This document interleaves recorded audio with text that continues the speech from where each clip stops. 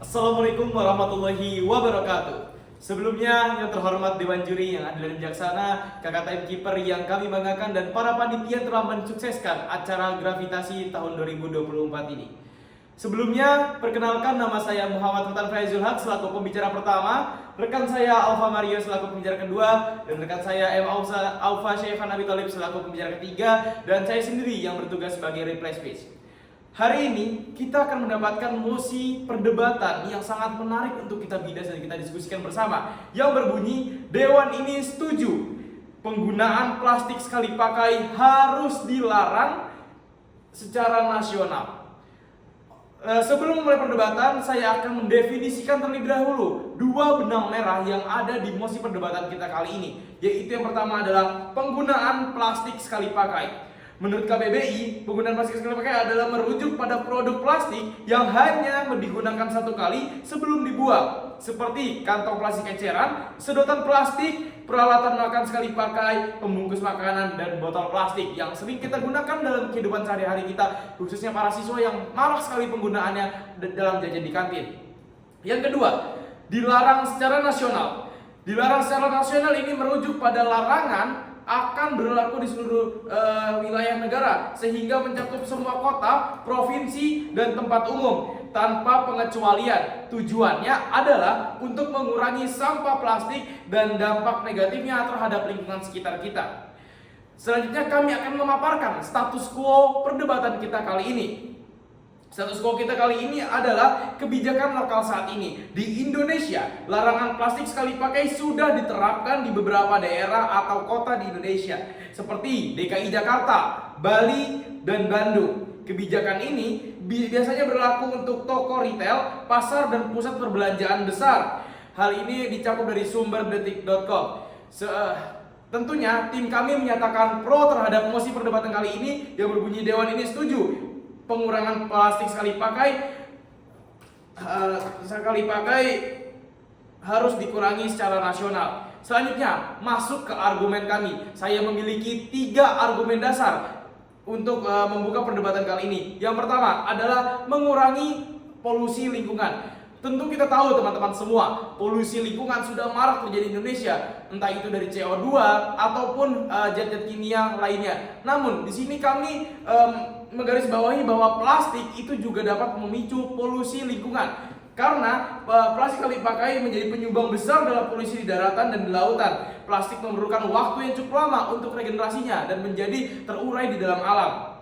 Sehingga larangan nasional akan mengurangi jumlah plastik secara perlahan dan drastis dan menjaga kelestarian ekosistem di darat maupun di laut. Argumen kami yang kedua adalah mencegah terjadinya bahaya atau efek-efek buruk dan dampak negatif bagi satwa dan ekosistem di sekitar kita. Tentu kita ketahui bersama, tadi sudah saya sebutkan bahwa plastik itu penguraiannya membutuhkan waktu yang lama.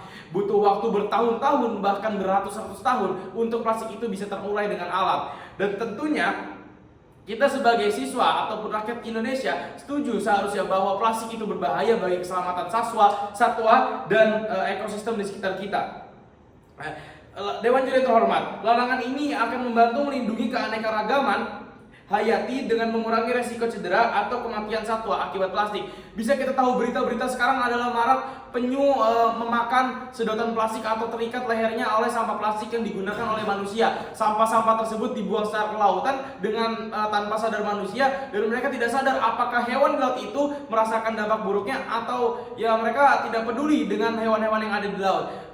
Jadi ini sangat berbahaya bagi hewan-hewan atau satwa-satwa yang ada di laut. Argumen terakhir adalah menjaga kesehatan manusia. Plastik mengandung bahan berbahaya. Karena adanya bahan berbahaya dalam plastik tersebut akan berefek negatif pada kesehatan manusia, terutama dalam organ pernafasan. Hal ini akan menimbulkan penyakit, yaitu namanya ISPA, infeksi saluran pernafasan akut. Dari bahaya polusi tadi juga. Soalnya dengan melarangnya plastik yang dipakai, paparan manusia terhadap bahan kimia berbahaya ini bisa diminimalkan sehingga mendukung kesehatan masyarakat. Dewan Juri terhormat, sampai saat ini kami tetap memegang teguh bahwa kami setuju dengan mosi perdebatan kali ini yang berbunyi, Dewan ini setuju penggunaan sampah plastik penggunaan plastik sekali pakai harus dilarang secara nasional. Mungkin cukup sekian dari kami, akan dilanjutkan oleh rekan saya pembicara kedua dan pembicara ketiga. Bila terkadang, wassalamualaikum warahmatullahi wabarakatuh. Pembicara pertama menggunakan waktu sebanyak 5 menit dan 5 detik.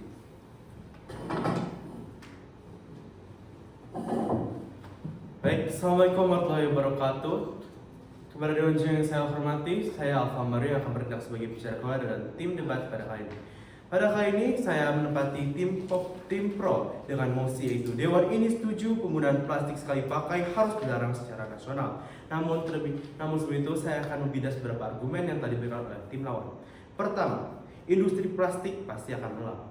Namun Dewan Juri yang terhormat, saat ini di dunia, industri plastik bahkan sudah melakukan transisinya sendiri dari plastik sekali pakai menuju transisi menuju plastik yang dapat didaur ulang lebih efisien. Dan itulah mengapa menurut saya industri plastik tentu saja tidak akan melok jika pun Dewan ini setuju penggunaan plastik sekali pakai harus dilarang secara nasional. Mengapa? Karena dari industri plastik itu sendiri sudah melakukan transisi dari plastik yang sekali pakai menjadi plastik yang dapat lebih didaur ulang lebih secara efisien. Kemudian juga adanya argumen bahwa Indonesia belum siap. Namun Dewan Juri terhormat, perlu kita lihat di negara-negara berkembang lainnya. Saya ambil contoh kasus negara Zimbabwe dan Kenya. Pada tahun 2017, kedua negara ini secara bersamaan melakukan penerapan hukum yaitu melarang penggunaan plastik sekali pakai di negaranya. Dan kita bisa lihat dari negara-negara Afrika saja tersebut bahwa mereka sudah dapat menerapkan peraturan itu. Maka mengapa Indonesia yang notabene-nya yang GDP kekuatan ekonomi lebih kuat daripada negara itu dan masyarakatnya pun yang lebih beragam, mengapa kita tidak dapat menerapkan undang-undang tersebut pula. Dan juga dapat dilansir dari kompas.com, India juga telah menerapkan pelarangan penggunaan plastik sekali pakai. India yang dengan populasi sebegitu banyaknya yang menempati peringkat pertama di dunia bahkan sudah menerapkan undang-undang pelarangan plastik sekali pakai. Maka dari itu argumen yang mengatakan Indonesia belum siap sudah sangat terbantah. Mengapa? Karena dari kekuatan ekonomi saja kita sudah mapan dan lebih mampu dari negara Afrika yang telah menerapkan hukum tersebut. Dan juga dari secara kependudukan kita lebih sedikit dari India yang sudah menerapkan hukum tersebut juga. Dan dari sini saya akan menyampaikan beberapa argumen saya untuk mengapa tim kami mendukung penggunaan plastik sekali pakai harus dilarang secara nasional. Pertama adalah poin estetika. Dewan Juri yang terhormat, bayangkan jika jalan-jalan Indonesia bersih dari plastik sekali pakai. Apakah itu akan membuat kita sebagai rakyat Indonesia merasa bahwa ada sesuatu yang aneh? Tentu saja tidak. Penggunaan plastik sekali pakai itu haruslah dilarang. Mengapa? Poin estetika ini mengungkapkan bahwa mari kita berkaca pada negara tetangga seperti negara Singapura yang sudah melarang penggunaan plastik sekali pakai dari dulu kala. Negara itu bersih dari sampah plastik jalan-jalannya. Nah, apa yang terjadi jikalau itu dapat diterapkan di Indonesia? Tentunya saja Indonesia pasti akan lebih bersih dan lebih aman dipandang oleh mata. Tidak hanya oleh warga sendiri, bahkan untuk turis. Itu juga dapat meningkatkan pendapatan negara kita melalui kedatangan turis. Dan penggunaan plastik sekali pakai hanya akan membawa dampak negatif berupa jalanan kita yang terkotori, pemandangan yang tak sedap dipandang mata karena tumpukan sampah plastik di mana-mana. Itulah mengapa tim kami sangat setuju pelarangan penggunaan plastik sekali pakai untuk diberlakukan secara skala nasional. Kemudian pada poin kedua, untuk mengurangi ruang di tempat pembuangan akhir. Seperti yang kita ketahui, tempat pembuangan akhir di Indonesia sudahlah hampir penuh. Mengapa demikian? Dikarenakan rakyat Indonesia yang sangat banyak dan kebutuhannya yang pula yang sangat banyak, maka tentu saja tidaklah aneh jikalau limbah masyarakat Indonesia juga banyak. Dengan menerapkannya pelarangan plastik sekali pakai, tentu saja masyarakat Indonesia dapat mengurangi limbahnya sendiri dengan cara recycle, reuse, dan juga reduce. Itu dapat diterapkan di masyarakat Indonesia dalam kehidupan sehari-harinya dan akan mengurangi kurang di TPA. Kemudian juga poin yang ketiga adalah jangan khawatir jikalau plastik sekali pakai akan hilang. Mengapa? Karena pastinya dengan hilangnya plastik sekali pakai, tentu saja pasti akan ada barang yang akan diproduksi untuk menggantikan perannya. Seperti yang sudah saya sebutkan tadi, seperti plastik yang mudah didaur ulang, kemudian juga paper bag dan lain sebagainya. Itulah mengapa kelompok kami sangatlah mendukung mosi ini, yaitu Dewan ini setuju penggunaan plastik sekali pakai harus dilarang secara nasional. Mengapa? Sesuai yang saya sebutkan tadi bahwa penggunaan plastik sekali pakai itu hanya akan membawakan dampak negatif Walaupun jika itu mendapatkan dampak positif, itu tidaklah berjangka panjang, hanya berjangka pendek, dan malah akan memberikan dampak negatif yang lebih buruk untuk jangka panjangnya dan juga untuk generasi kedepannya. Maka dari itu, kami sangat mendukung mosi ini, yaitu Dewan ini setuju penggunaan plastik sekali pakai harus dilarang secara nasional. Sekian dari saya, Muhammad Taufiq Hidayah. Wassalamualaikum warahmatullahi wabarakatuh. Pembicara kedua menggunakan waktu sebanyak 5 menit dan 1 detik. Sebelum saya mulai, saya akan menjelaskan bahwa lawan menggunakan argumen, yaitu 1 penyaluran terhadap daerah 3T dan 2 penyaluran dan resikonya terhadap korupsi. Terima kasih. Bisa dimulai? Baik, Assalamualaikum warahmatullahi wabarakatuh. Selamat pagi dan selamat malam semuanya. Saya sebagai pembicara ketiga di sini ingin mengucapkan segala hormat saya kepada juri, timekeeper dan seluruh panitia yang hadir dalam acara hari ini yang telah membantu kita untuk menjalankan perdebatan hari ini. Juga seluruh hormat saya kepada rekan-rekan saya dan tim oposisi yang dimana kita bersama-sama telah mencapai perdebatan yang sangat bermakna dengan mosi penggunaan plastik sekali pakai secara nasional harus dilarang, dimana kami sebagai tim pro menyetujui mosi ini atas basis argumen yang tadi dijelaskan oleh pembicara pertama dan pembicara kedua. Sebagai pembicara ketiga, saya akan melakukan 3 hal secara pasti. Pertama, saya akan mengidentifikasi arah mosi ini berjalan sehingga saya bisa melakukan 2 hal selanjutnya, yaitu memperkuat argumen dari tim pemerintah dan memperlemah argumen dari tim oposisi sehingga kita bisa melihat dengan jelas di manalah yang benar-benar memiliki argumen yang kuat dan layak memenangkan perdebatan hari ini. Pertama-tama, saya akan melawan dan memidas dan memperlemah argumen tim oposisi. Pertama-tama, tim oposisi menyebutkan tentang penyaluran yang sulit ke daerah 3T, terluar, tertinggal, dan tersisihkan.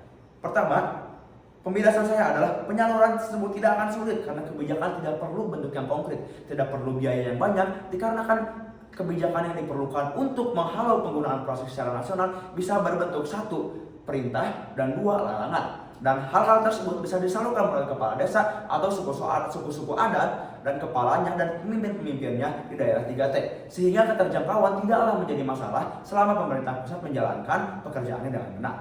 Lalu penggunaan plastik pun dalam daerah-daerah 3T pasti jauh lebih sedikit karena arus industrialisasi belum mencapai daerah-daerah tersebut sebanyak daerah urban, maka daerah-daerah tersebut tidak akan mendapatkan dampak plastik sebanyak mungkin. Maka efek penggunaan plastik sekali pakai dalam daerah-daerah ini akan lebih mudah ditanggulangi meskipun dengan effort yang lebih sedikit. Kedua, lawan menyebutkan tentang korupsi. Pertama-tama, seperti yang saya telah sebutkan, apa yang akan dikorupsi. Dan jika terjadi penyelewengan dari pemerintah pusat, rakyat pasti akan marah karena hari ini adalah hal yang sangat transparan yang bisa dilihat oleh rakyat dan tidak memiliki maksud lain. Penggunaan plastik sekali pakai jelas-jelas buruk untuk nasional, untuk semua orang. Dan jika pemerintah mengganggu atau menghambat hal tersebut akan mendapatkan banyak ricauan, akan mendapatkan banyak demonstrasi dari rakyat yang tidak setuju dan marah terhadap pemerintah. Jadi kedua argumen tersebut terbukti tidak valid, terutama bahwa kedua argumen tersebut berangan-angan. Kedua argumen tersebut memiliki dasar atas angan-angan yang belum terjadi, yang belum ada basis dan belum ada fakta yang telah terjadi di dunia. Sementara kami telah membawakan argumen-argumen yang berbasis fakta, berbasis status quo, dan bisa kita lihat penerapannya dalam dunia dan kehidupan sehari-hari yang telah ada di zaman kini. Tidak seperti oposisi yang mengandai-andai kondisi-kondisi yang mungkin terjadi apabila hal tersebut diterapkan. Pertama-tama, saya akan meng-highlight 4 poin utama dari tim pemerintah, yaitu 1. Kesejahteraan, 2. Kemajuan, 3. Kebersihan, dan 4. Kenaikannya sektor ekonomi bidang pengganti. Kesejahteraan seperti yang pembicara pertama bilang akan meningkatkan kesehatan rakyat dan makhluk hidup sekitar dengan mengurangi polusi dan mengurangi limbah yang ada di daerah masyarakat. Seperti yang saya bilang, hal tersebut konkret, nyata, dan bisa dilihat secara langsung oleh kita dengan penyu-penyu yang memakan plastik, dengan orang-orang yang banyak terkena penyakit pernapasan, ISPA seperti yang pembicara pertama bilang, dan penghilangan plastik sekali pakai akan sangat membantu dalam sektor ini. Juga kepada kemajuan negara seperti yang disebutkan oleh pembicara kedua, di mana hal ini bisa meningkatkan ekonomi negara dengan meningkatkan sektor pariwisata, di mana para turis dan dunia akan lebih memperhatikan negara Indonesia dengan diterapkannya kebijakan ini karena menunjukkan kecerdasan bangsa, tingginya kualitas pariwisata dan bangsa-bangsa Indonesia, sehingga rakyat asing akan lebih tertarik untuk melihatkan mata mereka ke Indonesia. Lalu kebersihan, yaitu TPA yang memiliki space lebih banyak, di mana TPA sendiri merupakan tempat pembuangan akhir yang merupakan tujuan air sampah-sampah. Dan karena sekarang seperti yang diketahui sudah melebihi batas, dihapuskannya penggunaan plastik sekali pakai akan sangat memberi ruang yang sangat banyak untuk TPA. Dan terakhir, tim kami menyebutkan bahwa sektor ekonomi lain yaitu barang-barang pengganti plastik akan mengalami kenaikan yang jelas-jelas sangatlah positif dikarenakan seperti yang pembicara kedua sebutkan, perusahaan plastik-plastik pun sudah mencari penggantinya untuk plastik sekali pakai mereka, sehingga tidak akan ada ekonomi yang terjatuhkan, melainkan ekonomi yang sudah ada akan naik dan ekonomi yang baru akan ikut naik juga. Dengan begitu, saya sebagai pembicara ketiga mengakhiri pembicaraan saya dengan bangga mendukung mosi ini dan semua poin yang telah disampaikan untuk mendukung posisi kami dan membias argumen lawan, membuktikan bahwa saya sampai sekarang dengan bangga dan dengan keras menyetujui dan dengan bangga mendukung mosi hari ini, yaitu penggunaan plastik sekali pakai secara nasional harus dilarang. Saya Muhammad Aufa Syaiha dengan bangga mengucapkan terima kasih. Wassalamualaikum warahmatullahi wabarakatuh. Pembicara ketiga bebas waktu 5 menit dengan waktu 10 detik.